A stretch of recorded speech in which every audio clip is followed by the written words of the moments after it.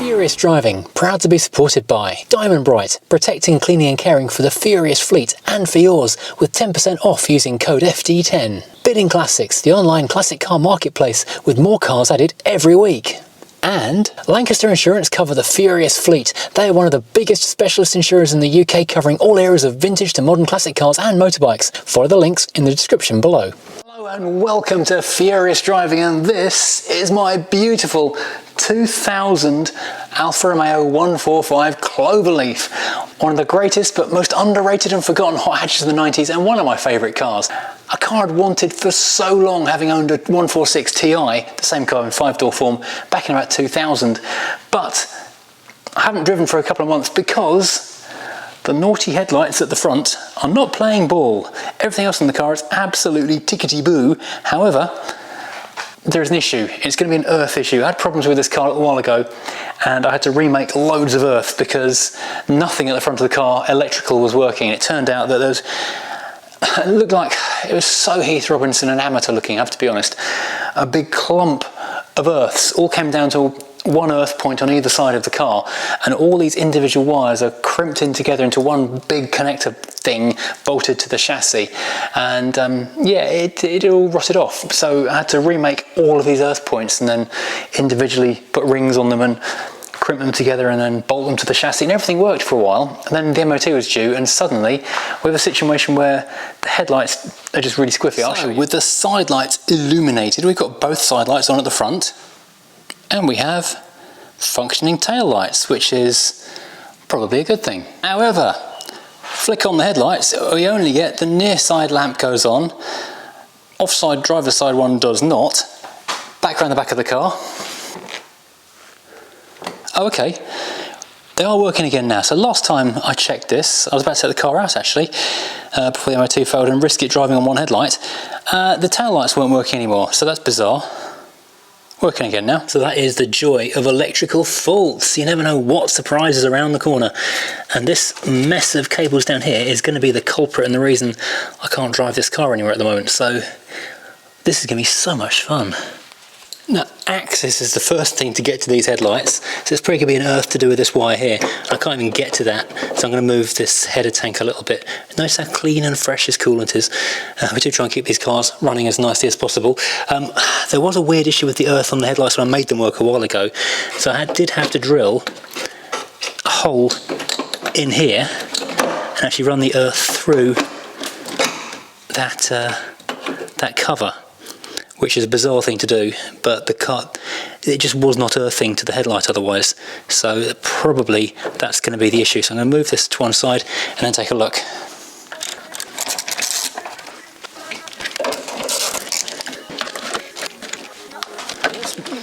Now this will actually sound kind of weird and mental, but I pulled the cap off here, had a good look, this was out of the way a little bit, and both of the wires were pulled off the back of the bulb, which will be a good reason for it not working. If it is the reason, I will be amazed and relieved, but also bemused at how it happened. Let's see if it makes any odds. It works! It works again, and all it was somehow the wires had come off inside the casing. This is madness gone mad. I tells ye, I tells ye! Well, this is ridiculously frustrating because I have not used this car for about 2 months simply because the headlights weren't working, and the headlights weren't working because the wires had fallen off the bulb, and I assumed it was going to be something really more serious. Well, this makes this the shortest video in history, doesn't it? My expectation was I was going to have to take the front bumper off. I was thinking the next thing to do would be to start battling all the bolts on the inner wing, all of these bolts along here, all the bolts on the bottom, because ultimately the front bumper is going to have to come off because I want to repaint all the inner wings and struts and that kind of stuff. But if I'm not going to do that today, bingo, I can go and weld the Crown Victoria instead. Well, that's rather a nice surprise. So now I guess I will put everything back away again. I'll give us a quick dust out, because that's all full of crud inside there. All this is just full of leaves and muck and dirt sitting underneath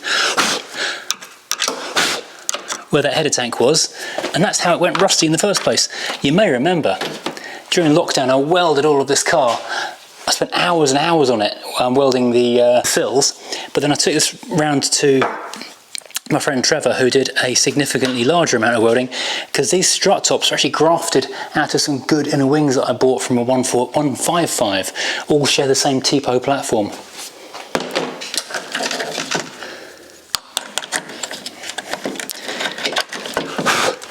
Leaves everywhere, leaves. Leave me alone. I'm so funny. Just found that the very action of putting this cover back on the light, because it's such a tight fiddly thing, has actually knocked the wires off the back of the bulb again. Well, that's super fun. So while we've got this apart, I think what I'll do is just quickly, I'll find some pliers and I'll just crimp this a wee bit tighter.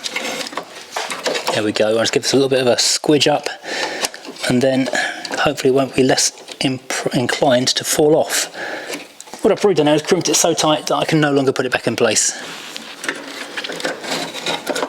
That's generally how these things go. I realise there's not much for you to see here on this video, but it's even harder for me to see in real life. So this sucks for everyone. There we go. So that is now crimped a bit tighter, so hopefully the earth will not fall off, and then I can reattach. Oh, come on, you so-and-so. I love this car, but this bit of headlight shenanigan is a pain in the you-know-what.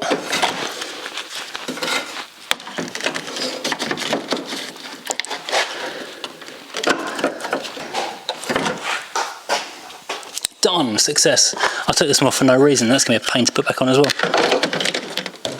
Just double check it still works. No, shush.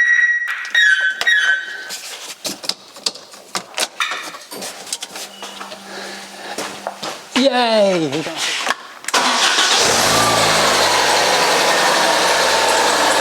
So, this was the easiest of easy wins I think I've ever had here on this channel. It's not often I catch a break. I just fired this thing up because honestly that twin spark engine sounds fabulous. It's one of the most exciting sounding 4 cylinders you're ever going to come across. It really is a very cool thing indeed. Normally what will happen on this channel is I will discover I've got a very minor problem. For example, a fingertip size hole in the sill, and the next thing I know I've taken the entire 2 layers of steel off from both inner and outer sills the entire length of the car. See the Crown Victoria. Or I'll find a tiny finger size hole on the back of the sill of the Freelander and then cut out masses of multi-layer steel in that car's sill as well. Yeah, there's a running theme with rust here, but it just makes a massive change to not have to do all that kind of kerfuffle. In this instance I was expecting to have to take off the front bumper, which is not a big job in itself, but on a car which is now 23 years old, all the bolts are going to be rusted solid, and everyone who I've followed on the forums about how you take the bumper off all talk about drilling out the screws on the inner arches, because the arch liners have to come out. It's only a big bit of plastic, but there's a bunch of screws in there. So I came armed with this high-speed steel drill bit so I can cut the thing out. Because honestly, I was not expecting an easy ride today. In fact, I'm a little bit disappointed because this video is now going to be massively short, which is a worry. Question is, do I now run this as a 5-minute video, or do I roll it into something else? If this was a 5-minute super short video, then thank you for watching. I really hope you've enjoyed me catching a break for a change. T-shirts like this are currently available on fearlessdriving.co.uk, along with, I've lost my mug, mugs, hats, stickers, magnets, magnets, yes. All the magnets, including magnets of the Alfa 145. Beautiful artwork by Russell Watson. There is artwork of every car in the fleet, which has been done as a magnet of all of them, and stickers of many of them, and mugs actually of the classic Mini. I have not done the Rover 75 or the Punto yet because, well, they're too new and the 75 has got to go. But I'll quickly tell you about that while I'm here. I'll turn the engine off now because I'm going to gas myself out.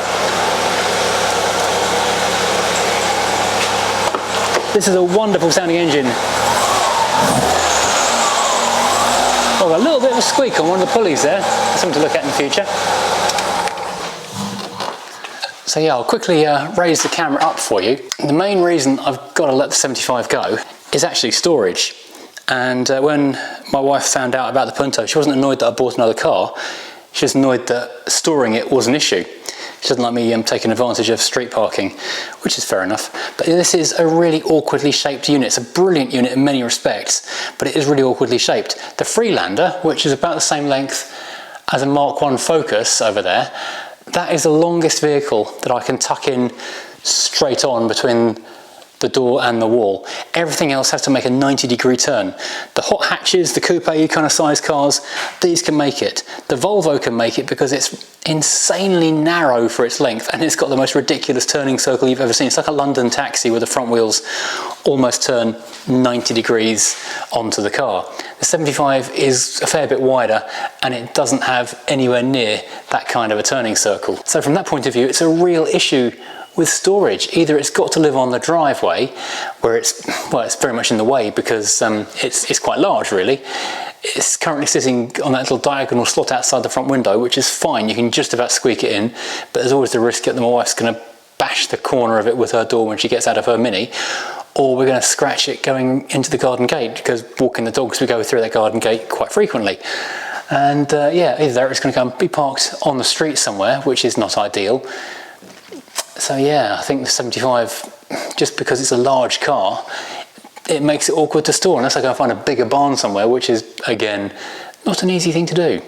I think finding a larger barn is going to be as hard as making the 75 fit into here. Even with wheel dollies, it would be tricky because of the, let's squeeze through here, because of the stairs. If you're new to the channel, not seen this arrangement before, you have to drive in through those doors just there. Incidentally, the number plate collection is a thing that's been going on with junk in the trunk for a while now. I've got a bunch more that I need to move the 200 VI out of the way. This is a brilliant car, by the way. And then stick them up because I've got a few more plates that can go along there. Yeah, so stuff comes in, wants to do a swing around just there, then you just collide with the stairs, which is really annoying.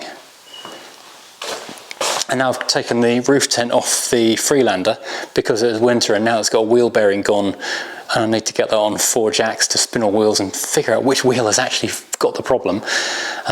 Yeah, that's actually on one of the wheel dollies, which makes it really easy to move around. Unfortunately, it means moving cars is trickier. Oh dear me, incidentally, and yes, another incidentally, so I'm just filling time now. I saw a life hack the other day saying don't throw away your old pallets. We all have lots of pallets lying around, don't we? Put some wheels on the bottom of your old pallet and turn it into like a big dolly. And I thought, do you know what? I've actually got a pallet in the garden because we've got rid of a bunch of firewood and there's a pallet in there. It would actually be a really good thing to put the Mini onto a pallet-sized dolly. So that's a bit of an ingenious moment. Could probably do that. Because that is currently, so this is not the most easy thing to see, this is currently floating on two engine dolly, in fact 2 engine dollies I think, or an engine dolly made of wood and a wheel dolly, or a pair of wheel dollies. What I could do though, if I got a large pallet, I could rest the thing on one single pallet, which would be really handy, wouldn't it? Then it would at least be a tad more mobile. So if you're new to the channel, this is the barn, which you've been featured in many episodes in the past, and the car's lurking in here, 1969 Mini, Morris Mini, I've forgotten the year, 1969 Morris Mini non-Cooper 1000 automatic in sandy beige.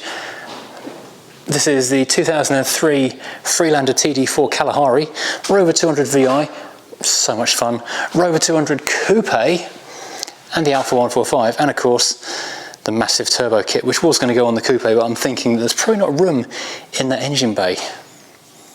So maybe we'll bung it on the Volvo instead and have massive rear-wheel drive shenanigans. That'd be a laugh. And I'll throw in an "and finally," because I get this question on most videos. I do actually. What's happening with the Rover V8? And I've told the subscribers and the Patreons a couple of weeks ago sort of what's going on. I'm not giving the full game away because I want to hold something back for the video. But yeah, Classic Cars of Kent, CCK Historic as it's now known as, they have got the car, the Rover P6 V8 with the 4.6 litre. They had made it start. They got the thing to run, solved the problem. It's surprisingly simple, my fault, but not a biggie, and I kind of don't feel too bad about it because it was kind of a rookie error, but yeah, they fixed it in no time. However, there's a second problem emerged, and they have not had time to address the second problem. They were meant to be on it week before last, but because they do a lot of race car preparation, one of the regular race drivers had an engine explode on track, and they had to get the car back on track again to continue competing in a race series. So everything else went to the back of the queue, including my car, which had also been waiting for a ramp slot because another long-term restoration had been working. So yeah, they've 99% worked out what the final problem is before they can get the car running basically reliably as a car you can just move around the driveway. But yeah, they just need a morning where they're not having urgent disasters to sort out, firefight, and then I can go and show you what's happening with the V8. But I'm not going to tell you what's wrong with it because that's the video. So we'll look forward to that. I'm very much looking forward to that. Once we get that back, there's a few more jobs to do before I can actually drive the thing. I did actually contemplate trying to drive the Rover V8 back from the garage, but it's about 30 or 40 miles away, and it's a car that hasn't moved in quite a few years on an untried new engine, so I'll be driving to an MOT. I mean, the car's 50 years old, so I don't need an MOT, but I would like it inspected by experts rather than just taking a chance, and I'm sure there's going to be issues that need addressing. They want a gentle braking in rather than throwing it straight into traffic. So yeah, that's going to be exciting times. Yeah, what else is to say? 200 VI, brilliant, needs the window fixing, needs that dent sorting out. Otherwise, it's brilliant. Coupe needs the head gasket sorting out. That needs wheel bearings. Mini needs everything. Incidentally, I did bring the Punto over here today, which is great fun to drive. A bit of a mistake because it's currently 25 degrees, and the reason I'm in here doing this to the Alfa today is because it's so hot outside. I went outside to go and look at the welding on the Crown Vic, and after about 4 minutes of even just unpacking the garage, I was like, just no, I can't do it. I'm going to go do something in the barn that needs addressing, and that needs addressing. I would take it for an MOT this week, but I've got the 420 GSI Tourer booked in for an MOT tomorrow. So unless I go over to that tonight and discover there's some major problem that's developed, the 420 is booked in for the MOT, and this, which needs 4 cars moving to get out of the garage, can be booked in for next week. That can be a different problem for a different day. Right, I will finally say goodbye. I think I've waffled enough. I can move on to problems new next time. Oop, it's all very tight in here. But thank you for watching. I hope you've enjoyed this brief interlude in the world of furious driving, and you can celebrate with me how nice it was to have an easy fix that didn't involve taking an entire car apart for one tiny issue. So yes, functioning 145, we'll have an MOT on that in a few days. I'll get that one booked in for an MOT next week when I'm MOTing the Rover 400. So yeah, this one, I really want to have this back on the road for summertime because this is fun. Actually, I'll do a proper video comparing my hot hatches at some point this summertime. 200 VI, that's a car, if you want to have fun and guarantee you're going to get there, that's the car to take. However, if you want to go somewhere and make it feel like a sense of occasion, like a special event is occurring just because you've turned the key, that's the one you take. The 200 is brilliant, it's a lot of fun, but it just feels ordinary in a way. It doesn't feel, wow, this is special, until you start driving around twisty roads, then it feels special and it comes alive. The moment you sit in the Alfa, it feels like special occasions are happening. So yeah, that's those two cars. They need a proper back-to-back drive though. In fact, I can't remember who told me, there might have been James from Nitro Sylvia, or one of the viewers told me, there was an old car magazine from the 90s with a group test of Alfa 145, 200 VI, Golf GTI and something else actually, in a 4-way group test in Wales. That was an interesting magazine to buy, so £2 well spent. Right, I'm going to go get some lunch before I do school pickup. So I'm happy I've had a positive resolution for a change, which makes a big difference.